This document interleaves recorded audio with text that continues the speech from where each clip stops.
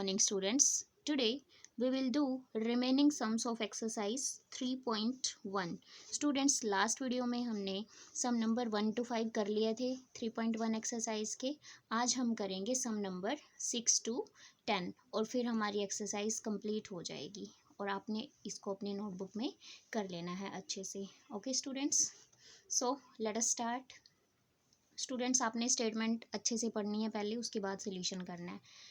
So sum number 6 is how many even prime numbers are there in the set of natural numbers. जो हमारे पास natural numbers का set है उनमें से कितने नंबर्स ऐसे हैं जो इवन भी हैं और प्राइम भी हैं.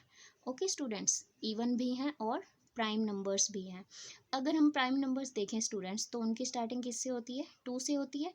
2, 3, 5, 7, 11, 13 लाइक दिस. ओके, अगर हम यहाँ पर देखें स्टूडेंट्स, मैंने कंसेप्ट में भी बताया था आपको लास्ट वीडियोस में, 2 को छोड़कर बाकी जो हमारे पास प्राइम नंबर्स हैं वो सब के सब ओड हैं. सिर्फ 2 ही एक ऐसा प्राइम नंबर है जो कि इवन है. तो हमारे पास सिर्फ एक ही ऐसा नंबर है जो इवन भी है और प्राइम भी है. So students, how will you write? See this type you will write in your notebook. There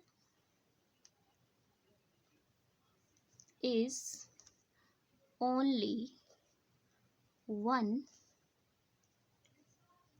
even prime number. सिर्फ एक ही इवन प्राइम नंबर है हमारे पास. नेक्स्ट लाइन में आप बता दो कि वो कौन है. इवन प्राइम नंबर कौन सा है स्टूडेंट्स? वो हमारे पास क्या है? 2. Okay, there is only one even prime number and that even prime number is equal to 2. So this type you will do students. ऐसे आपने करना है नोटबुक में. Okay, so let us do our next sum. Students, next sum है हमारा सम number 7. Statement आपने पढ़नी है अच्छे से. The sum of two odd numbers makes an even number. Write 5 such examples. Students, जो 2 odd numbers को जब हम अगर ऐड करें तो हमें ना एक इवन नंबर मिलता है. ये एक रिजल्ट है बहुत इंपॉर्टेंट. ओड प्लस ओड क्या होता है? इवन होता है. तो आपने ऐसे 5 एग्जांपल्स देने हैं. तो आप कैसे लिखेंगे स्टूडेंट्स? सी ऐसे लिखना है आपने ओड नंबर्स लिए, आपने 5 नंबर्स देने हैं स्टूडेंट्स. आपने लिखना है ओड नंबर्स. आपने लिया 1 और 3, ओड हैं दोनों. अब आपने क्या करना है? इनका सम करना है. सम क्या आ जाएगा? 1 + 3. और 1 + 3 तो क्या होता है? 4 होता है. 4 is an even number. It means आपने 1 और 3 लिए ओड, उनका सम क्या आ गया? इवन आ गया. तो इस तरीके से आपने एग्जाम्पल्स देने हैं. और भी दे सकते हैं स्टूडेंट्स हम. नेक्स्ट एग्जाम्पल जैसे हम लेते हैं, ओड नंबर्स लिए मैंने 3 और 5. अब इनका सम कितना हो जाएगा स्टूडेंट्स? 3 + 5. ये किसके इक्वल आ गया? 8 के. And 8 is an even number. 8 क्या होता है हमारे पास? इवन नंबर होता है. 8 is an even number. Clear? So ऐसे करना है स्टूडेंट्स आपने. नेक्स्ट थर्ड एग्जाम्पल क्या लिखेंगे आप? ओड नंबर्स हम ले लेते हैं 5 और 7. अब इनका अगर हमने सम करके देखा, इट मीन्स अगर इनको ऐड किया तो 5 + 7 कितना आया? 12 आया. And 12 is an even number. और 12 तो क्या है हमारे पास? इवन नंबर है. उसी तरीके से आप फोर्थ एग्जाम्पल भी दे सकते हैं स्टूडेंट्स. ध्यान से करना है आपने. कोई भी ले सकते हैं आप. 13 और 15 भी ले सकते हैं स्टूडेंट्स. अगर हम इनका सम करेंगे, देखिए दोनों ओड हैं. सम किया 13 + 15 कितना आ गया? 28. And you know very well 21 is an even number. Clear students? और भी एग्जाम्पल फिफ्थ और दे देते हैं हम. अगर हमने ओड नंबर्स ले लिए 7 और 9 तो इनका सम कितना हो जाएगा? 7 + 9 कितना बन जाएगा 16 and 16 is an even number. तो इसी तरीके से आप जितने भी एग्जाम्पल्स आपसे पूछें आप उनको बता सकते हैं। ओके स्टूडेंट्स, ओड को अगर ओड में ऐड करते हैं तो क्या मिलता है हमें, हमेशा इवन नंबर मिलता है। ओके, उसके बाद sum number 8 is 34,212 a multiple of 12। हमें क्या चेक करना है स्टूडेंट्स, क्या ये नंबर 12 का मल्टीपल बन रहा है। देखिए, अगर ये नंबर इसका मल्टीपल बनेगा तो हम कह सकते हैं कि 12 इसका फैक्टर बन रहा है। तो जैसे हमने फैक्टर्स के सम किए थे स्टूडेंट्स, कुछ वैसे ही करेंगे। हम क्या लिखेंगे, सबसे पहले वी डिवाइड 34,212 बाय 12। हम डिवाइड करके देखेंगे स्टूडेंट्स, अगर रिमाइंडर हमारा 0 के इक्वल आता है तो ये मल्टीपल बन जाएगा, अदरवाइज नहीं बनेगा। 12 2 ज़ा 24, 12 8 ज़ा 96, ये बन जाएगा 61। फिर 12 5 ज़ा 60, 1 2 को हम नीचे लेके आएंगे, 12 1 ज़ा 12।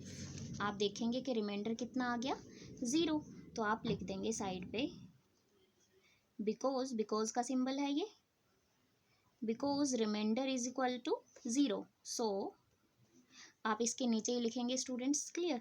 सो 34,212 इज अ मल्टीपल ऑफ 12। तो हमें क्या पता लगा कि ये जो नंबर है 12 का क्या बन रहा है, मल्टीपल बन रहा है, और 12 इस नंबर का क्या बन रहा है, फैक्टर्स बन रहा है। ओके स्टूडेंट्स, तो ऐसे आपने करना है। अगर कोई भी सम स्टेटमेंट चेंज भी हो सकती है स्टूडेंट्स एग्जाम में, तो आपने सिर्फ मेथड याद रखना है, क्लियर। उसके बाद हम सम नंबर 9 करते हैं स्टूडेंट्स। सम नंबर 9 की स्टेटमेंट देखते हैं हम क्या है। Sum number 9, express 120 as the product of prime numbers. 120 को आपने प्राइम नंबर्स के प्रोडक्ट में लिखना है, इट मीन्स मल्टीप्लिकेशन में लिखना है। तो स्टूडेंट्स एक न्यू मेथड बताती हूँ मैं आपको, आज फैक्टर ट्री मेथड से करेंगे हम आज इसको। Factor tree method, factor tree method के अकॉर्डिंग क्या होता है स्टूडेंट्स, हम क्या करते हैं, हमने 120 लिया, यहाँ पर 120 को हमने 2 से डिवाइड किया, कितना आया 60। फिर अगेन हम सबसे पहले सबसे छोटे प्राइम नंबर से डिवाइड करेंगे। सबसे छोटा प्राइम नंबर क्या होता है 2। उसके बाद 2 से जब हमने 60 को डिवाइड किया तो 30 आया। अब इस 30 को भी, क्योंकि 2 से डिवाइड हो रहा है ये, इसलिए हम कर देंगे इसको। अब देखिए स्टूडेंट्स, 15 जो है 2 से डिवाइड नहीं होगा, इसलिए अब आप इसको करेंगे 3 से डिवाइड, और ये क्या आ गया 5। अब देखिए 5 3 2 2 और 2, ये इसके क्या हो गए prime factor. So 120 is equal to 2 multiply by 2 multiply by 2 multiply by 3 multiply by 5। आप वेरीफाई भी कर सकते हैं स्टूडेंट्स इसको।